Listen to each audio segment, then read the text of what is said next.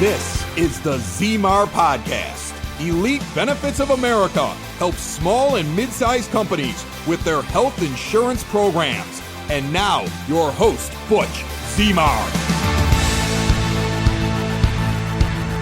Sports teaches us life lessons as well as in business, and I thought I would share some of my personal experiences as well as some of the experiences that I have learned from watching my boys play hockey and being around the hockey world and how it translates to life and business. Because there's a lot of correlations, and this idea came up because of a conversation I had with a friend of mine that also played hockey. He's not from the local area, but some of these came out of it, of that conversation. So I thought I'd take some notes and share some of it, because obviously sports could teach us a lot about life, right? Playing the sport itself could teach you something, but also watching it and learning from it and being involved in it. It has a lot to do with mindset, perseverance, teamwork, and discipline. Even I played a bunch of sports growing up, baseball, wrestling, football, a little bit of track and field. Some of the things that I remember from those sports, the good and the bad, obviously helps with life. So that's why we keep our kids in sports, keeps them busy too. So otherwise they'll be busy in other areas that may cause mischief or activities that don't agree with you morally or don't agree with laws, but we keep them busy, right? But when I was growing up, it seemed that most people that played sports were more, I call it sport generalists, right? They do everything. They participate in a bunch of stuff, a lot of experience. Even some parents today believe that philosophy, and so they don't commit to one sport or two sports. It's a whole bunch of sports, which I could totally agree with in a lot of ways. It's just the problem with youth sports these days is they channel the parents to focus on one. And as they get older, they usually do start narrowing down and focusing on only certain ones. We've experienced with the hockey world where when some of the boys got to high school, some kids dropped from hockey because it wasn't the highest on the list. And then they focused on baseball or basketball or, lacrosse or whatever it might be, because that was where their heart was at. And again, even with sports, not only just the life lessons, but when we were growing up, I remember my parents dangling my schoolwork in front of me to keep me going with school in order to participate with the sports. And obviously, those translate to other things. You got priorities, you got to focus on it. You can't always be the highlight on Thursday night at the bar when you got final exams the next day, or you have a big report you're working on, whatever it might be, and you have other priorities. And of course, things evolve. And that's the biggest thing about sports is that nothing's overnight. It just translates over a period of time. So one of the lessons I'll share with you today is I had with high school football. I was rotating guard positions with another one, so we were technically both string one and string two. The intent was that neither one of us were starters. We were just kind of alternating back and forth, and it was actually a good pattern for us. And I didn't always play guard, neither did this guy, but we worked it out, and we were the ones actually rotating in and calling in the plays from the coach. And it was continued this way even as the season started. But at the beginning of the season, though, we were only a few weeks into it. The other guy broke his leg somehow, and then somehow I got bumped to third string. So I asked the coach, and the response was, "We are still moving the roster around. There's still more to come." I never made it back to string one or string two the whole entire season. In fact, they put in two players that actually never did spring or summer as the position. They threw them in as the last minute. They never played the position, and they were the ones playing the rest of the season.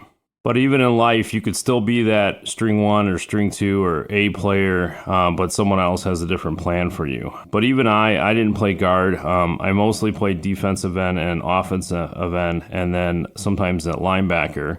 Partly because I was the slower kid. I didn't have speed, but I was big. I made a big impact technically, but I was like a locomotive that barely could get started.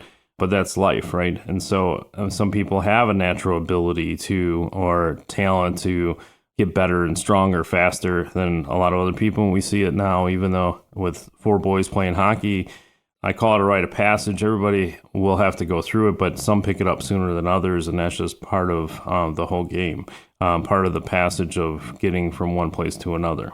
But there was a few years prior to this that I was playing fullback, and then all of a sudden I was in a guard position. So I had to adapt to the change. One of the reasons they moved me because the game at the varsity level was changing. And so for speed, they moved me over. And then I ended up quitting my senior year because I wanted an opportunity to get back at fullback. And I went through all the triple practices all over the summer, and I asked the coach to give me a shot by the time the season started, and he wouldn't. And so, and even though initially he said, yeah, I'll give you your shot. If you make it through all those practices and I still see something there, then I'll take you. And it didn't work out that way. And of course, that coach never played the offensive ball in his entire life, and somehow he was coaching it.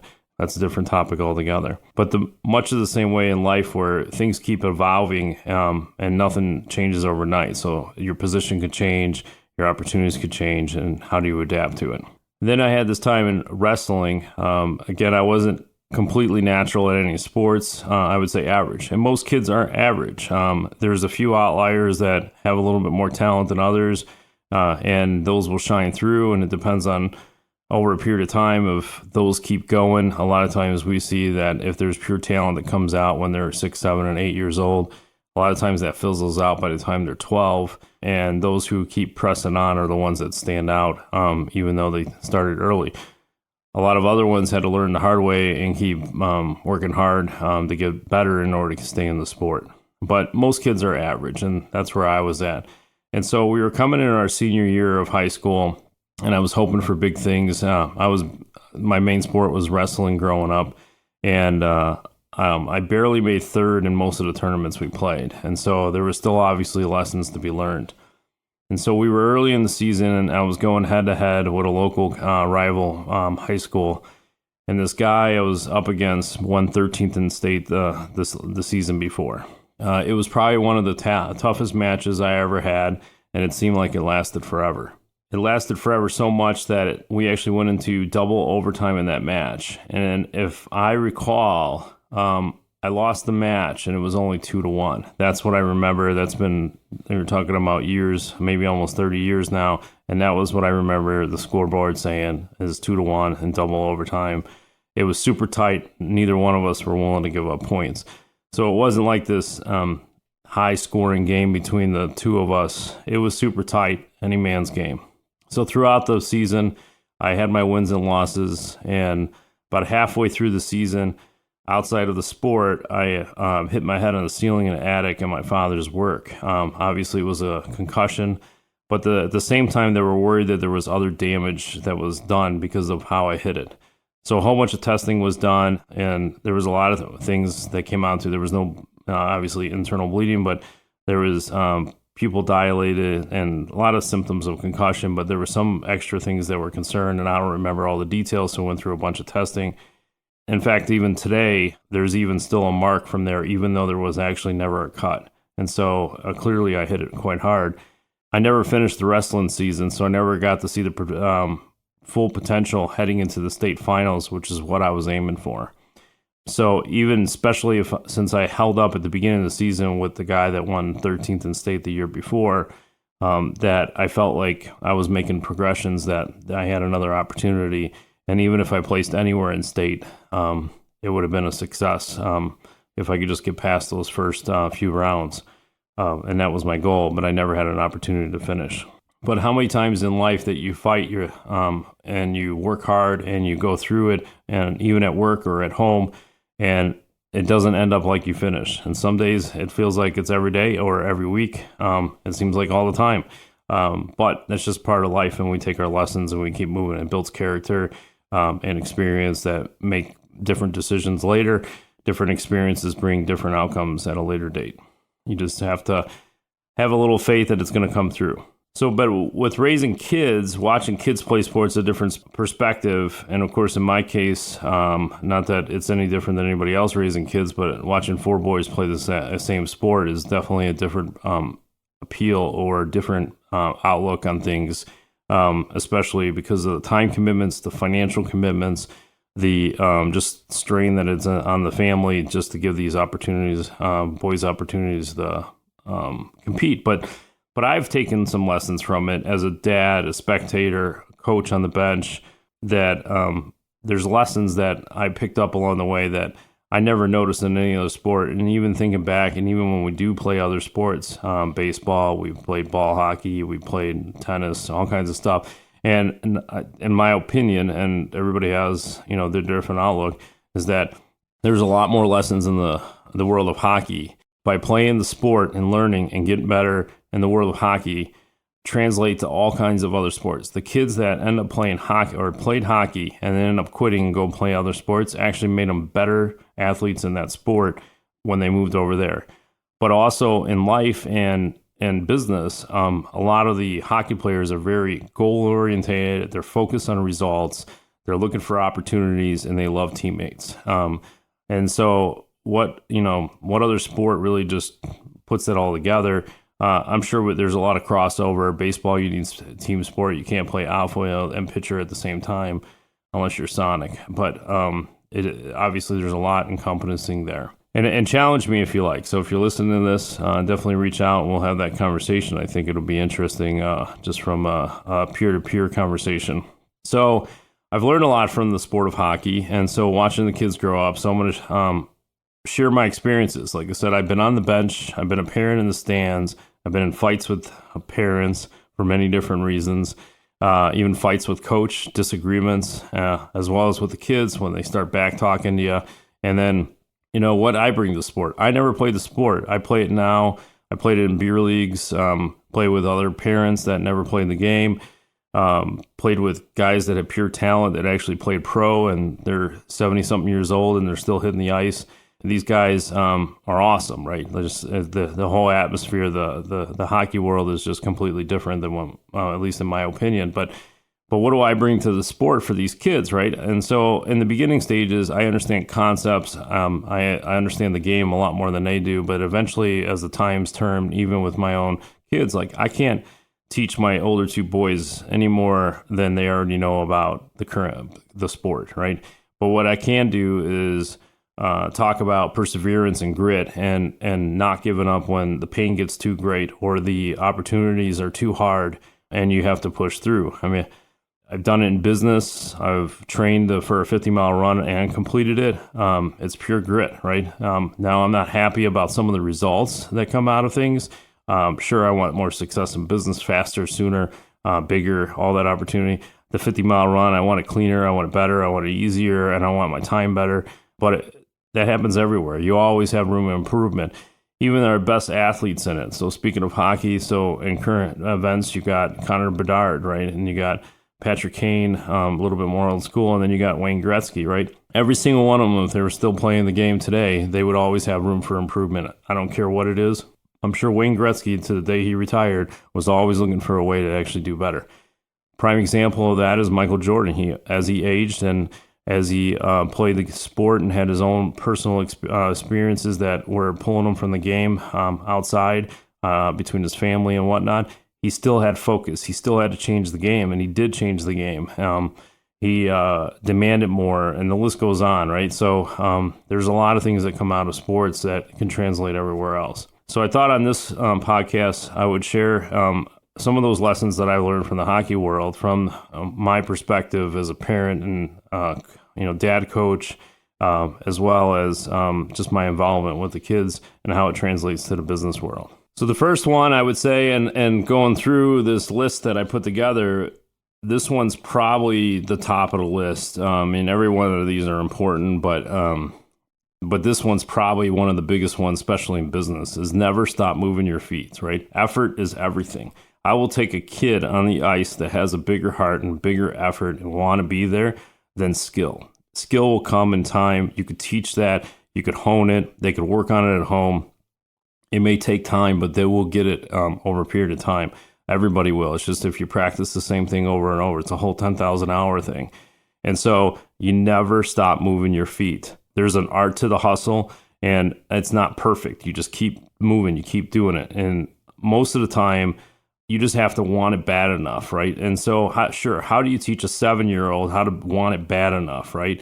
it's obviously tough, but you could do other things to desire different outcomes, right? Just the same thing that we persuade our kids to do certain things around the house, like clean up their room or do their schoolwork, right? And so it's the same thing with play. When they start seeing opportunities come through and they get to touch that puck one extra time, they're going to do it more and more, especially because most of the things is not rocket science at a smaller age, that opportunities are predictable if you just get the kids to execute them. And it makes it fun for the kids, which brings them back to the sport and able to enjoy and learn from the sport itself. With business, it's much of the same way. Many businesses beat the 98% failure rate in business, and most of them did not have pure business talent. I'm certain some of them probably had business savviness or prior experiences that helped them. Maybe they had a mentor to help along the way, but I'm a guarantee that anybody that made it in business did not have a pure talent for the business. They learned along the way.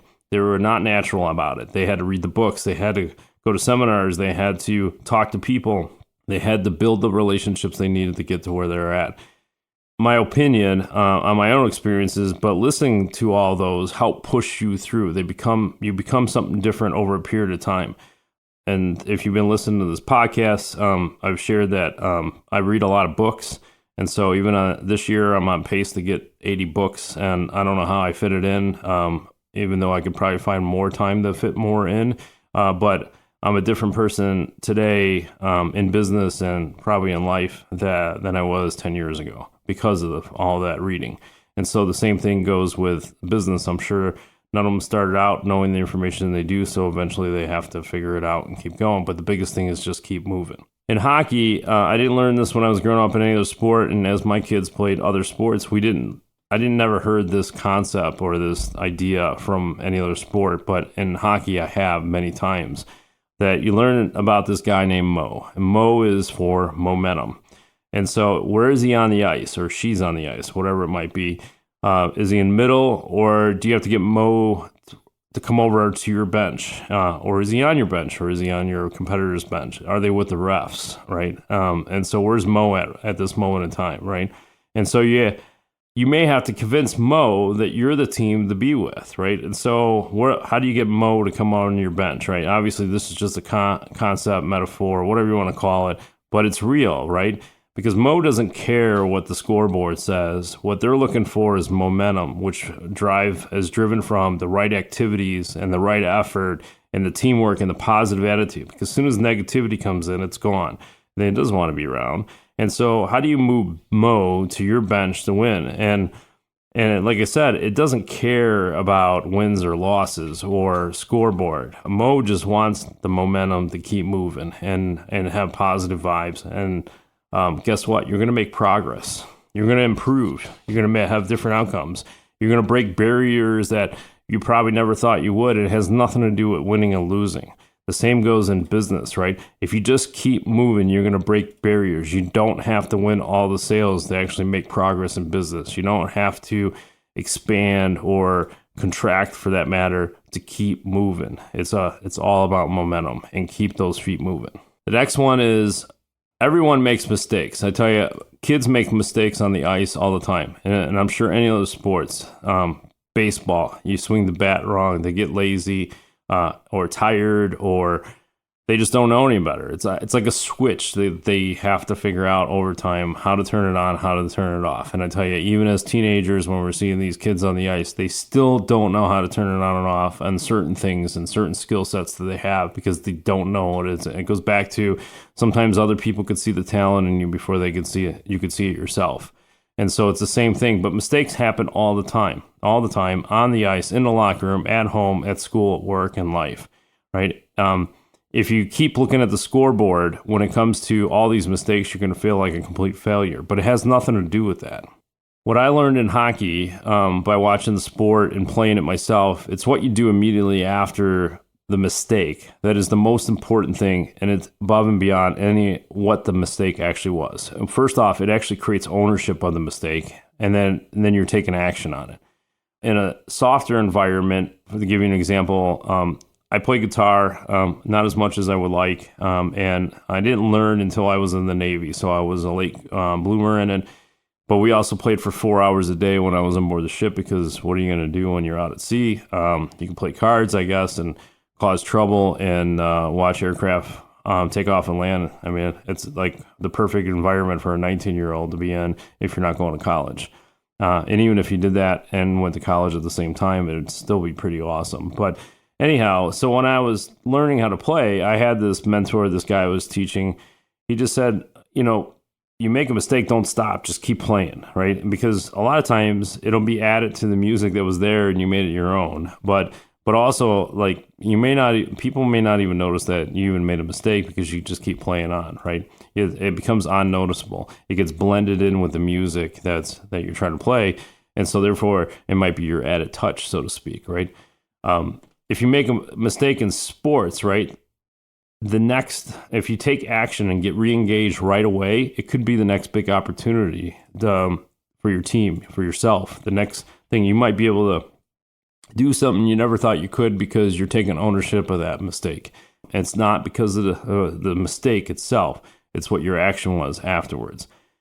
And so it's the exact same thing in business, right? Personally, I've learned it's what you do next that's important. Right. And so if I were to go back in my early days and I making these cold calls and trying to make these transactions in our business, people would yell at me and hang up, and rejection's hard. Right. And so I had a mentor during that time frame, and he said, just pick up the phone and call the next person. Like, why think about it while dwell on it? And of course, you're trying to explain all your emotions behind it. And he didn't care. He just pick up the phone and call the next person.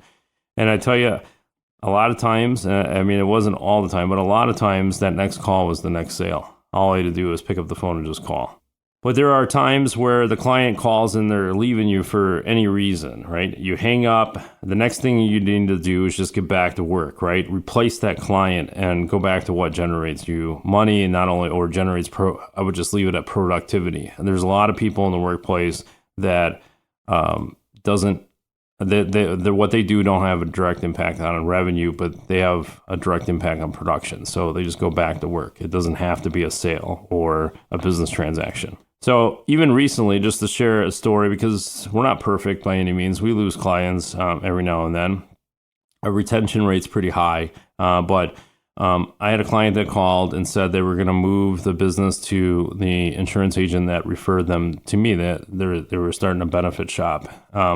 We knew this day might have come. The conversation had been there. They were with us for maybe 5 years. I don't remember how long it was, but like that conversation was there at some point. And so we knew that day would come, right? And so in this particular case, just to give you an example, I didn't make a call right away, but mainly because my phone rang. And so I picked up the phone. I knew who the contact was, and he said, "Hey, I got an event in a few weeks, and one of the speakers had canceled. Is there a chance that you could do it?" So I looked at the calendar. Yeah, I can make opportunities. I had to move things around, but yeah, I for him, like, he was a good guy. Like, hey, you got a cancellation. I got an opportunity to speak in front of an audience.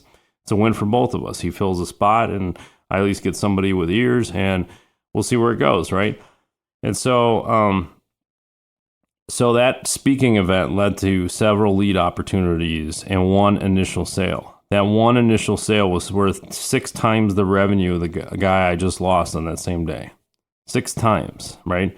And again, I committed, right? When he called, it's like, yeah, I'll figure it out. I had to move my calendar around to make it work. So I committed, right?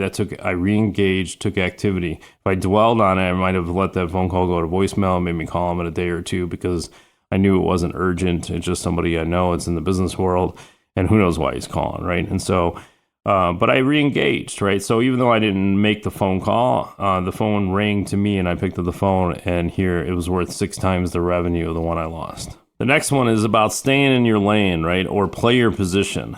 And this is important because, like, one is there's player positioning, and you could watch NHL hockey and you could see the positioning, and they rotate. They're very fluid in the NHL hockey. That's one thing the kids can't figure out just yet about the fluidness of moving around in positions. But you play the position that you're in. And even if you just start out there, even the younger kids, just don't worry about the fluidness. Just play your position and things will work out just fine. And so you'll create opportunities that weren't there before. But there's also these imaginary lines on the ice that you cannot see unless you practice and play the position that you're in. There's literally straight lines up and down the ice, imaginary. And so the hockey players have to stay in those lines, and then they play in their positions when they get to one side of the ice or the other. And so, but when you get out of position, you don't stay in your lines, and you're crossing the ice, and you're trying to do everything you possibly can. You think you're doing your teammates good justice by saying, I'm just going to go out there, work my butt off, and skate all over the place, right? You know what? At the end of the day, you become really exhausted, and then you actually feel very unproductive because you can't touch the puck, or you don't touch the puck. You don't get an opportunity. Goals are going against you, not for you. And you're working really, really hard. You don't understand what's going on. It's the same thing in business. There are days where I talk to business owners, and I'm just as guilty as this. We're mentally and physically exhausted during this whole process, and we're like, holy smokes, I got nothing to show for it, right? And most likely at the end of the day, you're doing all this work and you lose. How many businesses that we've talked to where you could tell they're putting a ton of activity in? Is it the right activity? Is it the one that works for them? That's the big question, right? And eventually they drop and they have to get a new job, right? You can almost predict it in some cases of how hard they actually work instead of producing leverage. And in this case, leverage is just playing your position. Sometimes it derails you from your core business. There's people who are like, oh, let's go offer this, or let's go offer that. Let's go do this, right? And I tell you, it's happening in my office. It's like, no.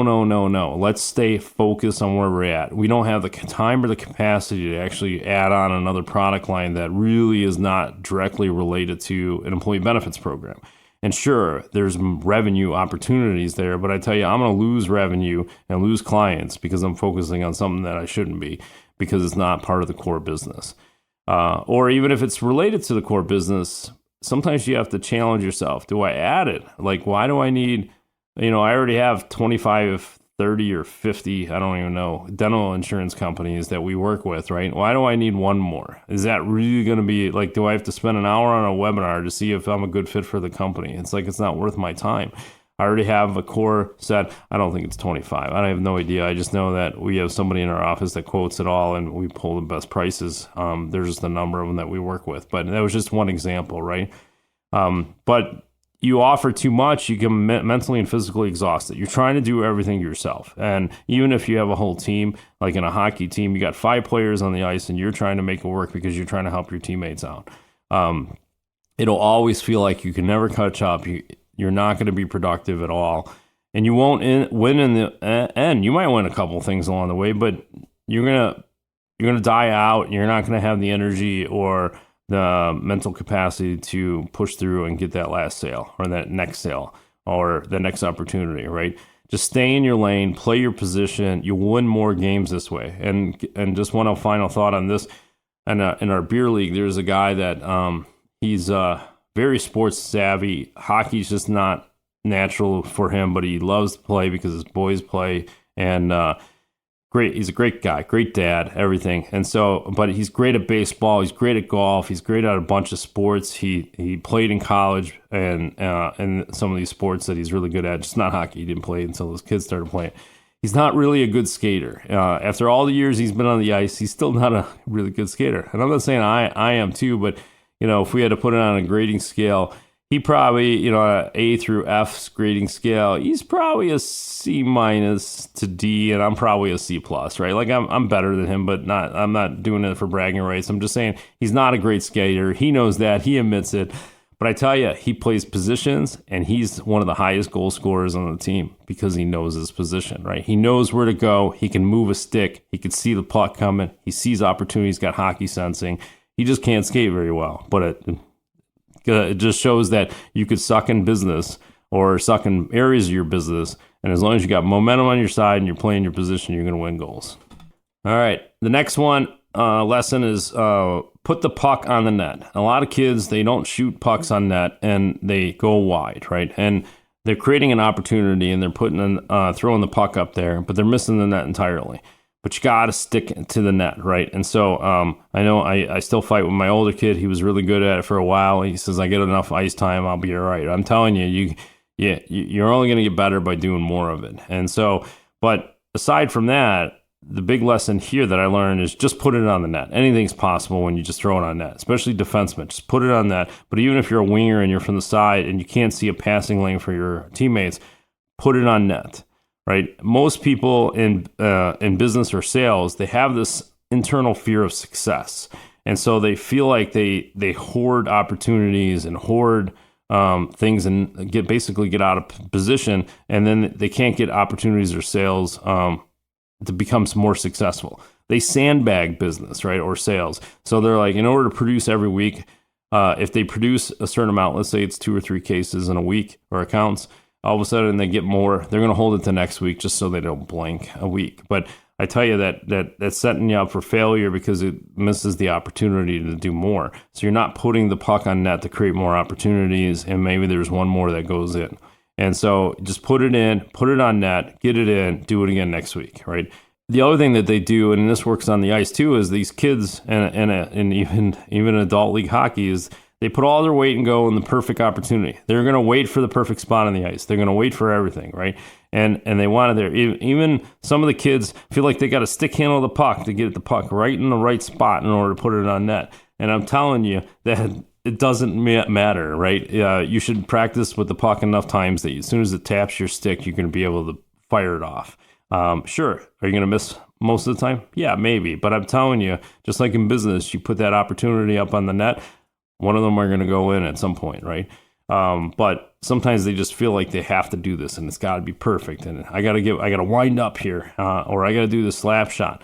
I'm telling you, it doesn't really make a difference. The only thing that counts is the pucks in the net to put the points on the board. Same thing in business. It's about revenue and putting cash in the bank so you can pay your employees, grow the company, create opportunities not only for yourself, but also the employees that work hard for you.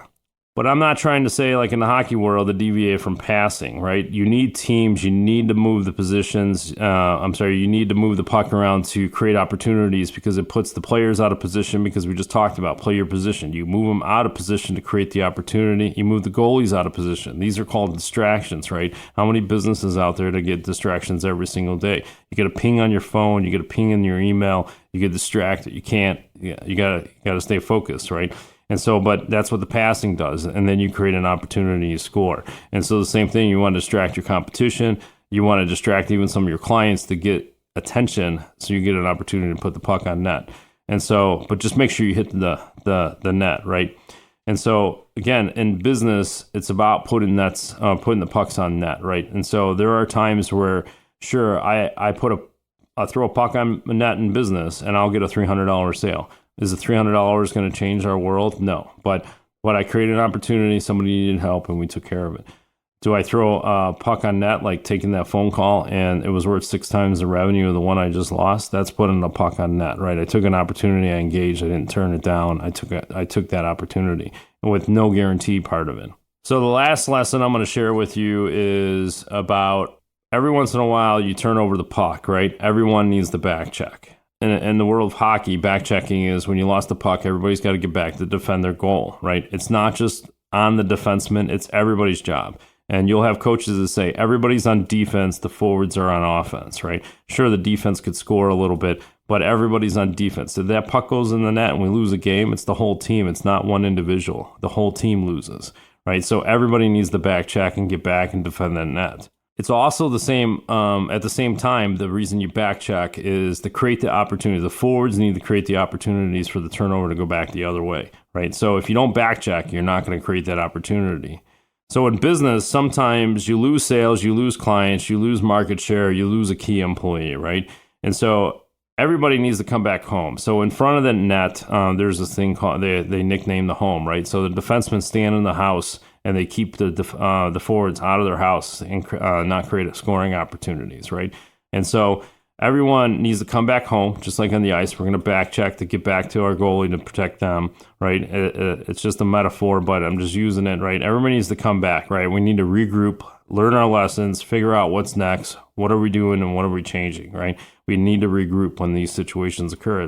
I'm going to translate it to back checking, because otherwise you're going to lose opportunities even more, because it creates a cancer culture in the workplace when you're not regrouping, you're not boosting morale, you're not creating new opportunities, you're not trying to convert those turnovers, right? The same thing if you get teammates that don't back check with you, you're going to lose games and you're not going to have fun. And that's what it comes down to.